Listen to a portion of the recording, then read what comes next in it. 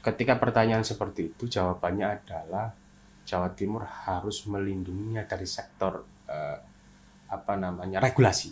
Oke. Regulasinya harus ditata betul. Jadi sehebat apapun bangsa ini kalau regulasinya tidak ada, ya nggak bisa. Regulasinya ditata, hulu hilir regulasi ini ditata.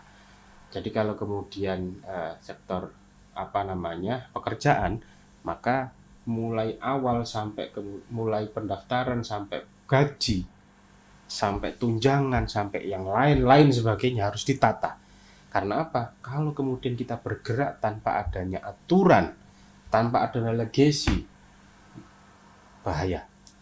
Maka kemudian dari Komisi A yang berhubungan tentang hukum, pemerintahan, dan lain sebagainya akan memastikan itu demi keterjaminnya siapa?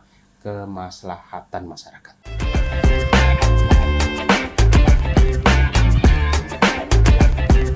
Hai Empower, balik lagi sama Niko di sini di podcast Suara Rakyat. Yang kali ini Niko mau ngomongin tentang anak muda di dalam birokrasi. Aduh, berat banget, tapi tenang Empower ya, tenang aja.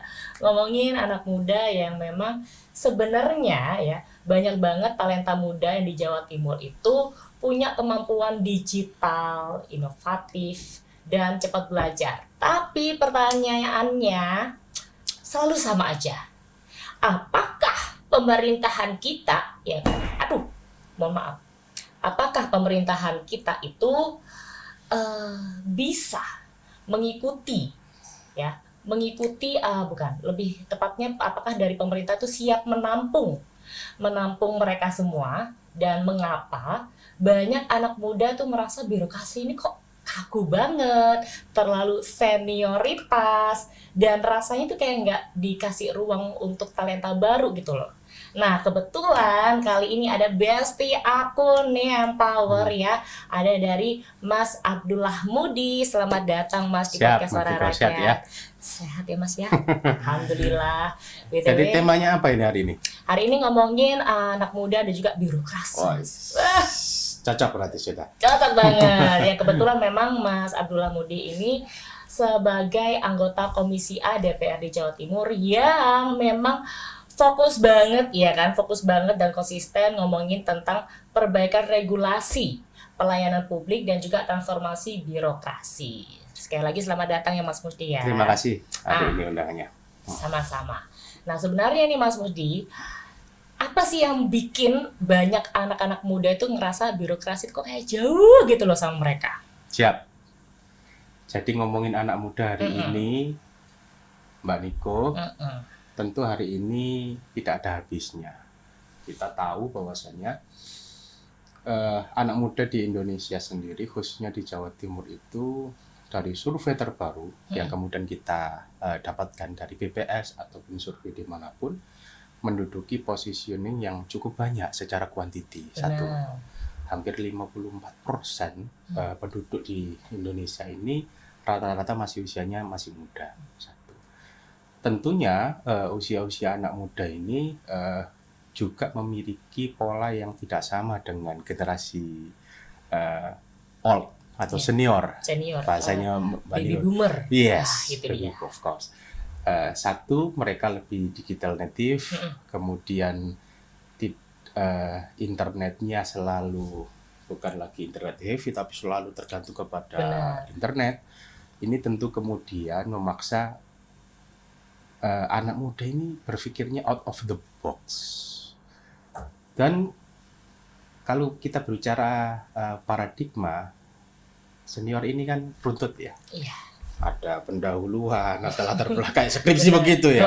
Tapi kalau kemudian anak muda lebih kepada masalahnya apa, intinya gimana, masalahnya apa, piye solusi nih, langsung to the point, pengennya ujuk-ujuk selesai. Nah, ini yang kemudian memaksa kita semua untuk berpikir dan melakukan transformasi yang lebih adaptif, khususnya di Provinsi Jawa Timur seperti itu, Mbak Niko. Yang kedua, anak muda ini juga memiliki kemampuan yang cukup kuat secara analis, membaca, dan lain sebagainya, khususnya di sektor-sektor tertentu dan wabil khusus di sektor digital. Tentunya ini menjadi perhatian kami, saya secara pribadi di Komisi A, yang juga mewakili anak-anak milenial Gen Z di anggota Dewan ini, terus menyuarakan regulasi-regulasi itu berpihak dan selalu bertransformasi kepada satu, bertransformasi, dua, berpihak kepada anak-anak muda. Memberikan kesempatan kepada anak muda bahwasanya anak muda milenial ini mampu kok untuk apa? Memegang peran-peran strategis di era hari ini. Itu yang selalu saya gembor-gemborkan atau kemudian saya suarakan di DPRD Provinsi Jawa Timur. Seperti itu. Nah, tapi apa sih sebenarnya hambatan terbesar? Ya, hambatan terbesar ketika pemerintah itu ingin memasukkan lebih banyak talenta anak-anak muda ke struktur pemerintah. Ini tentu jadi pertanyaan menarik ya. Apa hambatannya? Jadi anak muda ini kan merasa mampu. Iya. Tetapi buktinya apa? Nah, ini kan penting. Oke ya. Nah, dari sini anak muda yang kemudian seolah mampu dan memang sebenarnya mampu. Ini harus dijawab dan menjawab pertanyaan apakah kemudian anak muda ini mampu diberikan challenge oleh pemerintah. Oh, di sektor 1 digital yang berada di leading sektor Kominfo, kamu bisa nggak mengoperasikan AI hari ini? Ini yang harus dijawab. Bukan berarti AI itu posisinya desainnya pakai ngapunten apa hari ini tuh Google itu ya, Google Gemini atau apa ya. Bukan itu. Ada yang lebih luar biasa lagi, bahwasanya kemudian AI ini difungsikan untuk memudahkan semua administratif yang ada di Jawa Timur. Lah, begini ini diberikan kepada anak muda, apakah mampu? Ini yang belum kemudian terkadang belum bisa dibuktikan oleh anak muda. Akhirnya kemudian ada keraguan di sana. Kita tahu di Indonesia di beberapa tahun yang lalu startup semuanya diinisiasi dan diisi oleh anak muda. Tetapi kemudian startup ini kok kemudian redup, tidak malah meningkat, betul ya, Pak ya? Nah, ini kenapa? Ada ternyata anak muda di samping kemampuan digital, adaptif, responsif, kemudian perkembangan zaman yang luar biasa, mudah jenuh anak muda ini. Dan ini yang harus kemudian dikolaboratifkan dalam setiap individu anak muda. Kemampuan kemudian tetap dipertahankan. Yang kedua adalah responsif terhadap keadaan, perkembangan zaman, bukannya di Indonesia tapi bagaimana pengembangan digital di luar negeri. Yang ketiga adalah jangan kemudian suka bosan. Iya kan ya. Ujuk-ujuk udah naik, bosan lagi. Yes. Turun dong kita. Ya. Macam nggak ada tantangan. Nggak ada tantangan. Ya. Ini tok. Nah, ini yang kemudian terkadang ngapunten pemegang pemangku kebijakan kita itu akan berpikir 2 kali. Kenapa? Tidak bisa juga ketika dalam pos-pos strategis ini diisi anak muda yang kemudian bosenan, terus aku gak melebu, aku gak masuk, ya kan ya. Kenapa?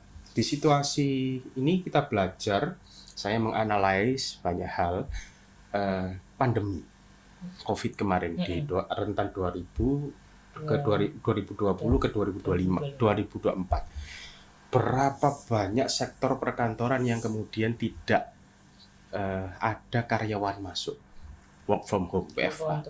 Ya, dan itu maksimal. Tetapi sekarang bagaimana kemudian polanya?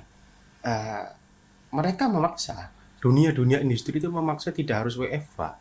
Karena apa? Di WFH ternyata kurang maksimal juga. Kurang efektif juga sebenarnya. Betul ya kan ya. Dulu mungkin pandemi sangat efektif. Tetapi per hari ini ketika tidak ada COVID atau pandemi yang lain, maka memaksa kemudian turun langsung ke kantornya dong. Karena apa? Karena ternyata ada beberapa data yang kemudian kami baca, kalau kemudian karyawan, kemudian pemangku kebijakan tidak ke kantor ini juga tidak efektif. Karena seolah menafikan pekerjaan itu. Lah, kembali kepada anak muda ini tipikal yang luar biasa, adaptif, responsif, kemudian pengen tahunya ini sifat sikap bosenannya jangan kemudian ditonjolkan. Ini yang kemudian harus dibatasi dalam satu ruang khusus agar apa? Agar kinerja perbaikan layanan dari generasi tua ke generasi muda itu terjaga. Kenapa seperti itu? Kalau kemudian sikap bosenan itu ya muncul dan selalu muncul ada dalam setiap anak muda, maka posisinya ya berantakan semua. Aku gak masuk, aku gini tak ketik toko gini, ya kan tak kirim email, nggak bisa seperti itu ternyata. Meskipun layanan-layanan yang ada di pemerintah provinsi Jawa Timur itu bisa pakai digital itu, tetapi kemudian sikap apatis untuk terus kolaboratif masuk kantor, bertemu itu juga ternyata masih perlu di provinsi Jawa Timur. Tidak semuanya itu serba mesin yang kemudian tidak harus bertatap muka, tidak bisa. Indonesia belum Jawa Timur belum waktunya seperti itu. Meskipun saya ulangi lagi, di Jawa Timur sangat memungkinkan pelayanan itu semuanya serba digital. Hari ini transformasi di semua kabupaten kota, semuanya serba digital. Membatasi pola-pola pekerjaan-pekerjaan yang pos-posnya itu pos-pos lama, Mbak. Surat diajukan, naik lagi, naik ke tingkat, salah turun lagi. Ini kan pola lama. Nah, sekarang enggak, sudah digital. Begitu kemudian masuk persuratan dari bawah, seumpama naik ke atas posisinya, ya itu sudah masuk. Begitu. Berarti memang ini dulu ya, benar-benar harus ada prosedurnya dari sini ke sini. Itu memang prosedur awal dong. Surat masuk, kemudian pejabat terkait aduh bagaimana itu. Ini birokrasi eksekutif, bukan legislatif seperti saya. Jadi memang aturannya seperti itu. Nah, saya kemudian mendorong bagaimana kemudian anak-anak muda ini yang banyak ini bisa masuk di sana, membuat perubahan-perubahan. Jangan kemudian menjadi aturan yang sifatnya adalah normatif jadul seperti itu.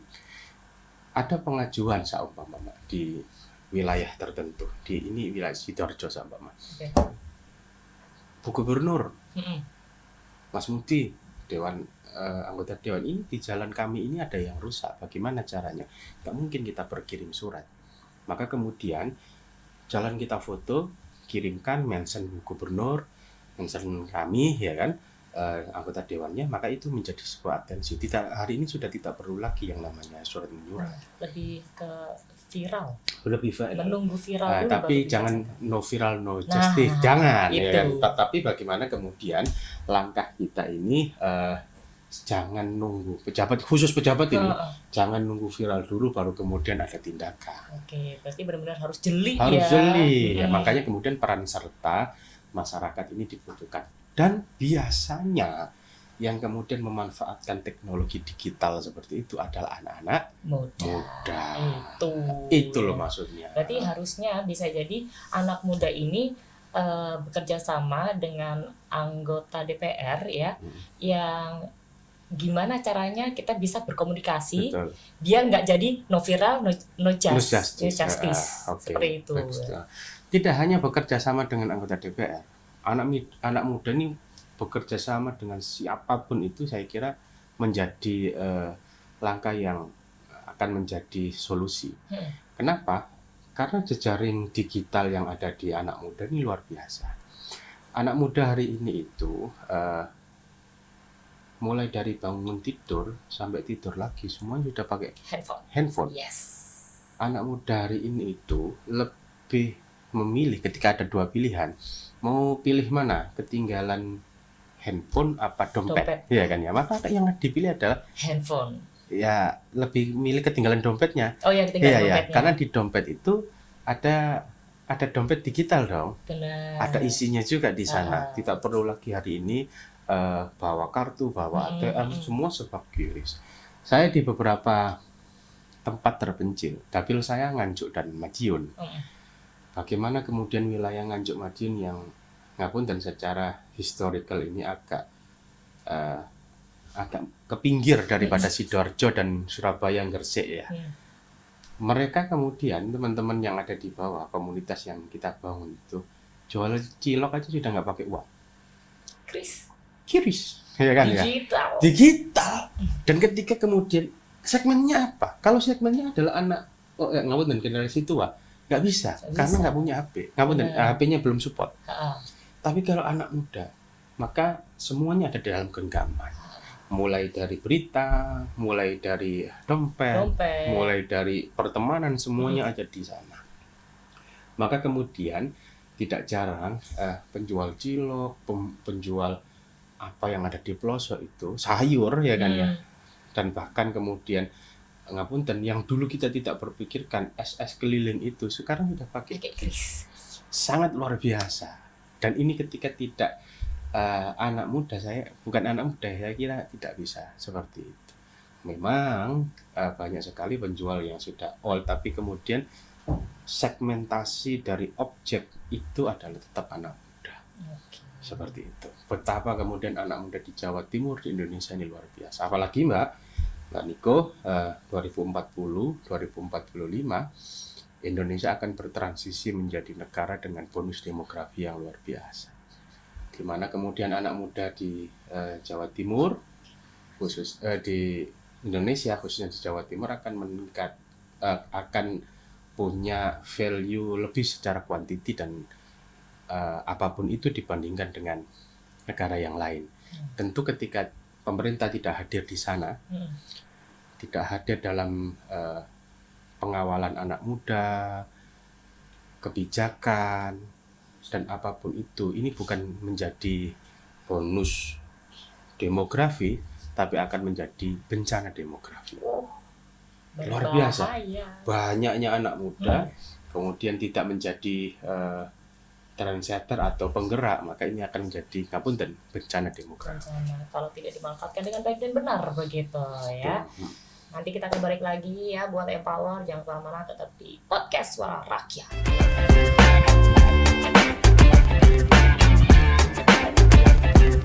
Hai Empower, balik lagi sama Niko Mempesona di sini di podcast Suara Rakyat dan masih barengan sama Mas Moody kita, ya kan, yang paling getol ngomongin anak muda, digitalisasi, birokrasi, shalalalala, pelayanan publik dan lain sebagainya. Udah kayak wapres nggak sih saya ini?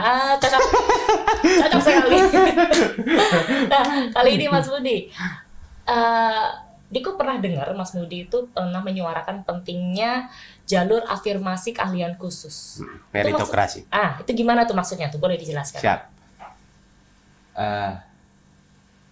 Saya kenapa kemudian paling getol mungkin ya bicara anak muda dikasih peluang di Jawa Timur, satu. Yang kedua, tolonglah ini pejabat-pejabat pemerintah kita yang kemudian berada di eksekutif ini memberikan ruang khusus. Satu, ketika pengangkatan ASN, PNS. Perhatikan di samping kemudian ada yang namanya tes CPNS. Ada jalur afirmasi khusus dan meritokrasi. Keahliannya khusus. Contoh, ada anak muda yang belum terafiliasi dengan ASN apapun, tetapi memiliki keahlian. Mbak Niko ini memiliki keahlian bisa membuat rumus AstraZeneca, antivirus COVID kemarin. Ada tuh anak muda. Amin. Ya kan? Ternyata AstraZeneca dulu itu yang kemudian menjadi salah satu antivirus COVID yang paling luar biasa di vaksin itu ya. Itu salah satu dibikin oleh anak talenta muda, perempuan juga dari Indonesia. Oh wow. Kalau begini ini satu itu. Yang kedua, ada yang saya punya sahabat namanya Tiovan Widardo. Tiovan ini sekarang sudah mantan hacker. Oke. Pendiri Bahaso. Saya langsung ini sahabat saya, langsung saya ungkap aja. Hai, hacker nih sudah, anak muda hacker. Lah, ini dua ya. Satu yang di bidang kesehatan, satu bidang teknologi. IT. Oke, IT teknologi. Kalau ini tidak diambil pemerintah, rugi pemerintah. Itu kenapa tidak dimanfaatkan? Iya kan ya, dimanfaatkan. Iya. Makanya kemudian ketika AstraZeneca menjadi salah satu vaksin yang luar biasa, maka pengembangannya luar biasa. Apa sih Mbak artinya tes CPNS tertulis tanpa kemudian diimbangi keahlian khusus? Makanya saya mendorong kepada pemerintah. Saya bersurat langsung ke Bu Gubernur. Tolong Bu Gubernur fasilitasin ini barang. Anak-anak muda Jawa Timur itu banyak yang pintar-pintar. Terakhir kemudian saya dengar dan saya cari, ada anak muda di Jawa Timur, asli Gresik, namanya Mas Najib, Ainun Najib, yang kemudian menjadi salah satu tim IT-nya Gojek. Oh. Di Singapura. Ini sudah di Singapura. Pekerjaannya di Singapura. Kemudian gajinya sudah dolar dan lain sebagainya. Yang sempat dimention oleh Pak Jokowi itu kapan waktu. Lah, ambil dan dilindungi. Apa sih pentingnya kemudian tes CPNS, A, B, C, D? Ini nomor 2 aja. Kalau yang memiliki anak, bagi anak muda yang memiliki keahlian-keahlian khusus dan meritokrasi. Setelah orang-orang yang ahli dalam IT ini direkrut, taruh kemudian di sektornya, yang kemudian yang bisa di bidang kesehatan taruh di Kemenkes, yang di IT taruh di Diskominfo, yang kemudian bisa ada lagi di Indonesia yang anak muda juga bekerja di Tesla. Bayangkan, dia yang kemudian membuat autopilotnya Tesla. Cewek juga. Taruhlah kemudian kembangkan mobil yang hari ini Pak Prabowo mau punya mobil sendiri. Generasi. Taruh di sana. Ini yang lebih top. Nah, di samping kemudian tetap ada jalur yang bersifat konvensional biasa, pakai tes, pakai ini. Tetapi tolong anak-anak muda yang luar biasa ini, mereka ini saya kira tesnya sudah pakai alam ini, pengalamannya sudah luar biasa. Nah ini mereka dites oleh riset alam, risetnya dia langsung kemudian jauh lebih banyak dan lebih besar daripada hanya sekedar tes tulis CPNS. Jangan sampai pemerintah telat lagi melangkah, ya. Kenapa? Saya dulu mengilhami ini di Jawa Timur, belajar dari kasuistik yang bagus dari Kementerian Pemuda dan Olahraga. Karena saya dulu sempat bekerja di sana, di bidang kepemudaan. Bagaimana kemudian atlet-atlet yang berprestasi di Indonesia seperti bulu tangkis, seperti atlet yang lain, itu kemudian langsung di ASN-kan. Jadi kayak kemudian tentang siapa ini bulu tangkis ya, Tantowi ya, gitu ya, Tantowi, Butet dan itu mereka statusnya sekarang ASN. Pasca mereka kemudian sudah pensiun, dia tidak bingung lagi mau kerja apa. Benar. Jasanya sudah luar biasa buat Indonesia ini. Karena memang banyak kalau yang kita dengar atlet-atlet yang mantan selesai, udah usia uzur, sudah pensiun, selesai, nggak punya apa-apa. Nggak ada apa-apa, medalinya medalinya nih, gantung banyak, pialanya banyak, nggak bisa makan. Itu. Ini yang kemudian saya betul namanya jalur afirmasi. Tolong Bu Gubernur, ya kan ya, afirmasi jalur ini perhatikan, khususnya anak muda. Apakah ada? Kita cari. Nah, terkadang itu muncul dari rekomendasi dari anggota dewan. Bukan kemudian anggota dewan bawa rongsokan. Sorry ya, bahasa saya katanya ya. Biasanya kan ada titipan begitu rongsokan gitu ya kan. Yang titipan gimana tuh Mas ceritanya? Lah, ada saat mau titip, pokoknya aku anggota dewan titip iki. Dia tidak punya kemampuan, tidak punya kapasitas. Tolak. Tapi punya orang dalam. Ya, ini yang sulit-sulit ini. Nah, ini. Nah, dia punya akses. Bawa titipan. Tidak punya kemampuan. Tolong ditolak. Tapi kalau kemudian rekomendasi, bagaimana kemudian ini punya prestasi dan lain sebagainya, itu yang kemudian diperhatikan, ya kan? Bahasanya diperhatikan dulu, ya kan? Dilihat dulu. Prestasinya bagus nih. Dibuktikan dari apa? Dari dia menjuarai A sampai Z. Kalau tidak ada perlombaan atau juri-juri seperti itu, maka kemudian kadang yang ngapunten sing IT digital yang hacker begini ya, udah pernah ketangkap lah, kamu hacker gitu ya. Ya ini kemudian dibina. Saya kira semuanya akan kembali untuk membela negaranya. Lah ada lagi yang kemudian jalur afirmasi dalam sektor agama. Juara-juara MTQ internasional itu saya dorong taruh di Kementerian Agama untuk menjadi piloting project bahwasanya membawa nama agamanya masing-masing itu seperti ini. Juara kori internasional di mana namanya di luar negeri. Oh, ini yang kemudian menjadi bibit-bibit unggul. Di samping kemudian ada jalur ASN yang lain, monggo. Tapi ada wilayah tertentu ini afirmasi dong. Karena dia punya keahlian khusus yang tidak dimiliki siapa? Orang pendaftar CPNS lain. Orang kemudian menjadi ASN itu cukup belajar, kursus, fokus, insya Allah lulus. Tapi kemudian apakah memiliki kemampuan yang sama? Itu yang kemudian sulit. Makanya kemudian saya mungkin agak yang cukup ngotot perhatikan, dan alhamdulillah itu direspon oleh pihak eksekutif, oleh Bu Gubernur menjadi satu peraturan daerah. Kenapa? Karena jalur afirmasi menjadi salah satu langkah penting pembangunan Provinsi Jawa Timur. Amazing, akhirnya diperhatikan ya kan. Ya, terima kasih, Bu. Mohon maaf buat titip-titip, dilihat dulu ya. Pokoknya titip-titip, barang elek, ya kan ya, coret. Nah, kecuali titipan tapi punya prestasi, kapasitas. kapasitasnya bagus, bolehlah diperhatikan dahulu ya kan. Jangan asal nyomot-nyomot. Iya, itu maksud saya yang afirmasi. Oh, itu Meritokrasi. Meritokrasi itu yang power ya. Aduh, makin dalam aku suka deh ya. Nanti kita akan balik lagi ya buat Power. Kita akan bahas ke segmen yang ketiga. Jangan kemana-mana.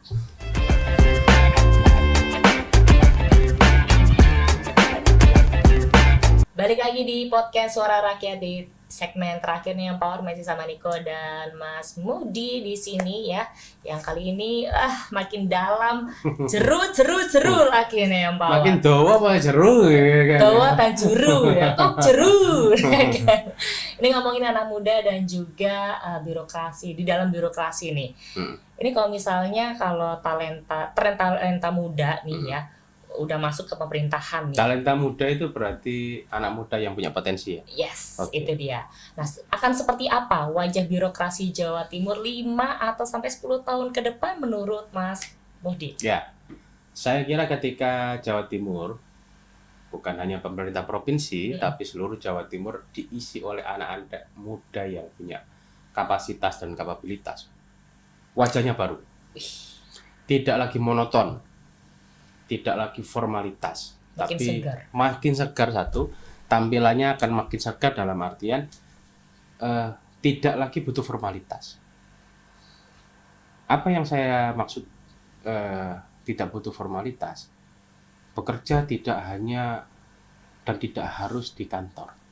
Mereka akan lebih sering. Anak muda itu nggak suka di kantor masalahnya. Sukanya di lapangan. Pokoknya jalan gitu, mention bawa HP, ding. Oh, di jalan ini ada yang rusak. Langsung. Mention dinas PU. Oh, di sini ada yang trouble di Dispenduk. Seumpama bikin KTP itu ya. Dispenduk yang di-mention. Nah, seperti wajah-wajah seperti ini akan menjadi fenomena ketika anak muda yang memimpin. Tetapi anak muda yang punya kapasitas dan kapabilitas. Jadi apa? Tidak lagi bekerja itu harus duduk di ruang ber-AC, tidak lagi duduk di kursi yang empuk, tidak lagi duduk dalam satu ruangan seremonial, tidak. Wis pokoknya di warung kopi pun bisa. Tiduran boleh nggak? Ya, ya boleh, tapi kurang pantas juga ya kan ya.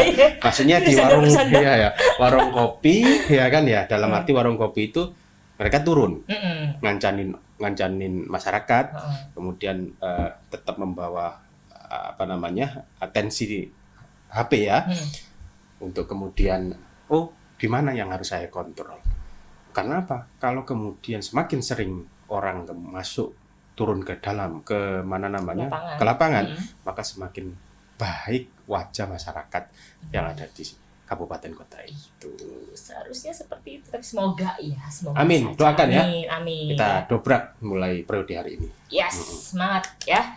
Dan sebenarnya bagaimana untuk Komisi A memastikan kalau anak muda ini yang punya visi dan integritas benar-benar terfasilitasi dalam karir ASN? Tentu satu, kalau Komisi A memang membawai PKD dan jalur yang ASN ini, bagi talenta yang sudah menjadi ASN, ini akan menjadi challenge untuk mereka semua. Siapa yang memiliki kemampuan kapasitas itu, tentunya akan kita dorong menjadi leader di sana. Dan yang kedua, ada aturan yang kemudian sudah menjadi peraturan daerah bagi teman-teman muda Jawa Timur yang kemudian memiliki keahlian dalam bidang apapun, maka kita dorong sebagai bentuk pengabdian kepada siapa? Kepada Jawa Timur dalam sektor meritokrasi dan keahlian khusus itu.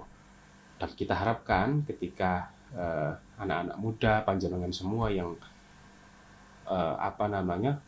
mampu menguasai dalam bidang tertentu, ayo masuklah ke pemerintah, membangun Jawa Timur menjadi gerbang baru Nusantara. Dalam sektor apa? Apapun itu. Anak muda bisa kok menjadi ahli-ahli teknologi. Anak muda sangat mampu, ahli kedokteran. Anak muda bisa menjadi pelopor dalam sektor pengembangan digital dunia hari ini, juga menjadi pelopor urban farming ataupun pertanian modern hari ini. Semua bisa dilakukan anak muda, dan mari anak muda jangan berkecil hati. Pemerintah Provinsi Jawa Timur hari ini menyiapkan banyak regulasi. Satu, untuk apa? Menampung, melindungi panjenengan semua anak muda untuk berkarya dan membangun Jawa Timur. Yang kedua, Jawa Timur hari ini mendorong dan berbenah di tengah ekonomi fiskal yang serba sulit ini. Bagaimana pelayanan di Jawa Timur itu lebih maksimal kepada anak muda. Dalam sektor apa? Satu, digital, pengembangan digital, pengembangan anak muda, berkarir, dan lain sebagainya. Yang kemudian banyak di platform-platform, ada di Majadigi, Majapahit Digital Teknologi, yang di pesantren ada One Pesantren One Product, yang kemudian mengembangkan seluruh bentuk startup yang ada di Jawa Timur. Dan inilah menjadi langkah sinergitas antara eksekutif dan legislatif, antara DPR dan pejabat pemerintah terkait. Untuk apa? Untuk memastikan keterjaminan anak muda Jawa Timur ke depan berkarir nyata. Kalau yang ASN, kita bina menjadi ASN yang baik. Kalau kemudian yang menjadi swasta dan pelopor anak muda swasta, kemajuan di sektor swasta yang juga baik juga. Seperti itu. Mantap sekali, aku suka semangatnya ini. Pak tepuk tangan dong. Ya kali ini udah baik loh. Terima kasih. BTW untuk Mas Mudi, aku juga masih ada tanya, sebenarnya ada nggak sih strategi yang konkret gitu untuk memperkuat sistem ya, jadi biar pemuda itu bisa naik posisi naik level berdasarkan kemampuan tapi bukan senioritas. Oke. Satu, sistem secara eksplisit belum terbentuk. Saya harus jujur mengakui. Tetapi rancangan besarnya adalah satu, bahwasanya peraturan daerah itu karena baru disahkan beberapa bulan yang lalu, maka ini menjadi payung besar. Bagaimana kemudian rancangan peraturan daerah yang berbunyi jalur keahlian khusus ini menaungi itu semua. Jadi kalau berbicara ASN, Mbak, ini aturannya jelas. Dari eselon berapa, eselon 4, eselon 3, naik lagi eselon 2, kemudian naik ke eselon tertinggi, eselon 1. Ini dari jalur ASN yang kemudian kita tidak bisa merubah itu. Karena apa? Ini sudah amanah undang-undang.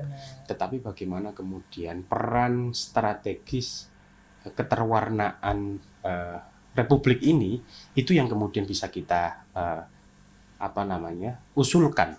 Bagi siapa? Kepada siapa? Kepada anak-anak muda yang memiliki keahlian khusus itu. Memang terkadang kurang ini ya Mbak ya, kurang adil. Saya ini anak muda, punya keahlian bikin roket sama tetapi saya masuk ASN, ada salary gaji yang kemudian kecil di sana. Ini yang kemudian orang nggak mau tertarik.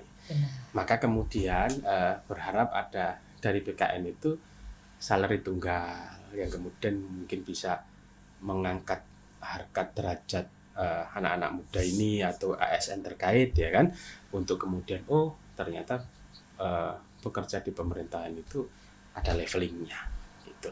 Tapi yang harus kita potong adalah senioritas yang tidak mendidik, senioritas yang kemudian saya ini senior harus kau hormati. Meskipun kemudian kamu pintar, kalau di bawah senior kamu harus nurut. Ini yang kemudian penyakit lama ini, ya kan. Maka kemudian jalur afirmasi itu, meritokrasi keahlian khusus itu mengangkat bahwasannya siapa yang memiliki keahlian, dia yang berperan dan menjadi leader. Itu, Mbak. Entah senior ataupun junior ya. Kalau memang layak untuk jadi leader, monggo. Ya, monggo gitu. Tetapi kita belum bisa memastikan per detik ini, kalau kemudian baru masuk jadi ASN dia bisa pinter, ya tadi taruhlah contohnya bisa bikin roket, bisa membuat autopilot Tesla dan lain sebagainya. Kalau masuk ASN ya levelingnya dari bawah dulu. Harus tetap ikut sistem ya. Kecuali ada diskresi khusus dari pimpinan tertinggi Republik ini. Baru kemudian dia bisa luar biasa. Betul. Kelasnya lebih cepat. Betul, gitu ya. Seperti itu. Itu manfaat dari meritokrasi keahlian khusus itu. Gimana bisa memastikan, memanfaatkan sih lebih tepatnya kreativitas dan literasi digital pemuda untuk pelayanan publik. Betul. Kuncinya ada di sana. Kuncinya ada di pemuda harus ikut pelan-pelan. Itu yang power. Ada mau ikut? Boleh. Kan anak muda nggak melulu mau jadi content creator, ya kan? Content creator itu bagus, tapi jangan semuanya. Nanti gak ada yang sektor yang lain, ya kan? Kebagian nanti sektor lain ya, mohon maaf ya kan. Gitu. Ya kan harus ada yang memimpin juga di sektor pemerintahan. Begitu nih yang power. Terakhir ya. Terakhir buat Mas Mudi. Bagaimana Mas Mudi ingin memastikan bahwa Jawa Timur itu benar-benar siap jadi rumah bagi talenta muda terbaik? Satu, tentu ketika pertanyaan seperti itu jawabannya adalah Jawa Timur harus melindunginya dari sektor regulasi. Regulasinya harus ditata betul. Jadi sehebat apapun bangsa ini kalau regulasinya tidak ada, ya nggak bisa. Regulasinya ditata, hulu hilir regulasi ini ditata. Jadi kalau kemudian sektor pekerjaan, maka mulai awal sampai mulai pendaftaran sampai gaji, sampai tunjangan, sampai yang lain-lain sebagainya harus ditata. Karena apa? Kalau kemudian kita bergerak tanpa adanya aturan, tanpa adanya legasi, bahaya. Maka kemudian dari Komisi A yang berhubungan tentang hukum, pemerintahan, dan lain sebagainya akan memastikan itu demi keterjaminnya siapa? Kemaslahatan masyarakatnya. Itu dia ya, semoga benar-benar didengar juga dari pemerintah, karena beberapa ide dari Mas Mudi sudah terjamah gitu ya, sudah terlaksanakan, alhamdulillah ya Bunda. So untuk kali ini sudah selesai. Buat Empower yang pengen tanya-tanya tentang anak muda dan birokrasi dalam pemerintahan, boleh langsung komen aja di bawah. Jangan lupa like, komen, dan juga subscribe, share semuanya ke kawan-kawan kalian. Bikin viral ya, bikin Mas Mudi ini viral nih Empower ya. So waktunya Niko pamit, dan Mas Mudi juga mau lanjut kegiatannya lebih banyak ya kan Empower. Kita ketemu lagi nanti ya Mas ya. Terima kasih. Terima kasih, ketemu lagi di podcast Suara Rakyat berikutnya. Bye. Mantap, makin sukses.